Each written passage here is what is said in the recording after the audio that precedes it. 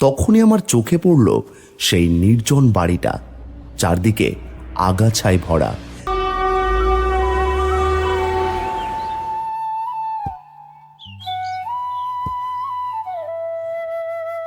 নতুন বাড়িটা বেশ শান্ত, শহরের দূষণ থেকে অনেক দূরে।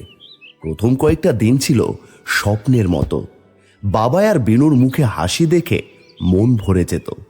সুধা বাড়ির সবকিছু যত্ন করে গুছিয়ে নিচ্ছিল। ওর হাতের ছোঁয়ায় বাড়িটা যেন প্রাণ ফিরে পাচ্ছিল।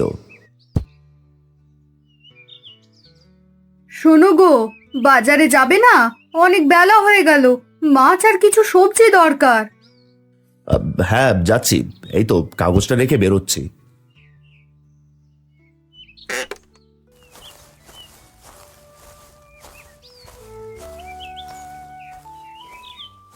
যখন বাজারের দিকে যাচ্ছিলাম তখনই আমার চোখে পড়ল সেই নির্জন বাড়িটা, চারদিকে আগাছায় ভরা, দেওয়ালে শ্যাওলার পুরো আস্তরণ।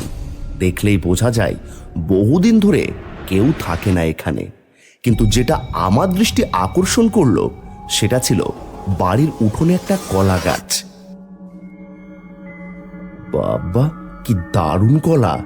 এত বড় আর পাকা! আশ্চর্য তো, এত সুন্দর কলা কেউ পারছে না কেন? এরকম আরও ভিডিও দেখতে চাইলে ফেসবুক আর ইনস্টাগ্রামে হলে আমাদের ফলো করুন এবং ইউটিউবে হলে সাবস্ক্রাইব করুন।